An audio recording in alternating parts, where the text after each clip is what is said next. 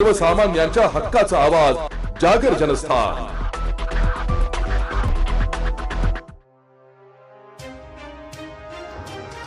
आंतरराष्ट्रीय पातळीवर सुरू असलेल्या अमेरिका-इराण युद्धामुळे इंधन पुरवठ्यावर गंभीर परिणाम झाला असून शासनाने व्यावसायिक गॅस सिलेंडर वाटपावर अचानक निर्बंध लादले।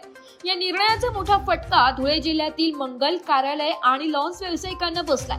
ऐन लग्नसराईच्या हंगामात गॅसचा पुरवठा खंडित झाल्याने व्यवसाय पूर्णपणे बंद पडण्याची वेळ आल्याची भीती व्यक्त करत धुळे लॉन्स व मंगल कार्यालय असोसिएशनच्या वतीने जिल्हाधिकाऱ्यांना एक सविस्तर निवेदन देण्यात आले।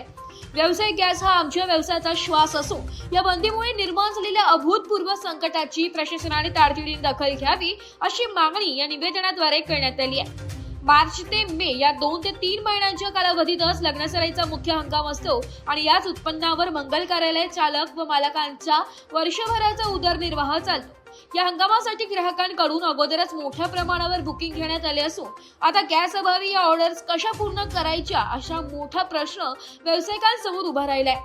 शासनाने व्यावसायिक गॅस सिलेंडरचा पुरवठा पूर्ववत न केल्यास मंगल कार्यालय लॉन्स आणि त्यावर अवलंबून असलेल्या कामगारांवर उपासमारीची वेळ येईल। त्यामुळे प्रशासनाने या गंभीर बाबीचा सहानुभूतीपूर्वक विचार करून मंगल कार्यालय व लॉन्स धारकांना या आदेशातून सूट द्यावी आणि व्यावसायिक गॅसचा पुरवठा सुरळीत करावा अशी अर्थ विनंती असोसिएशनने केलेली आहे।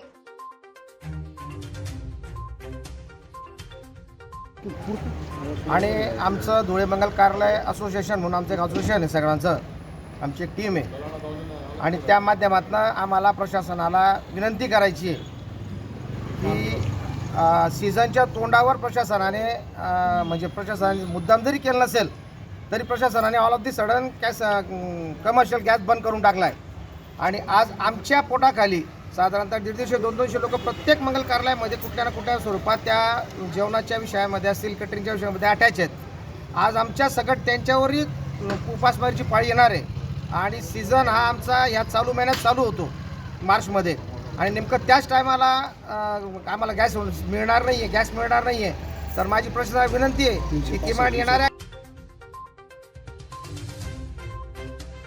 जागर जनस्थानसाठी प्रतिनिधी रूपक बिरारी, धुळे।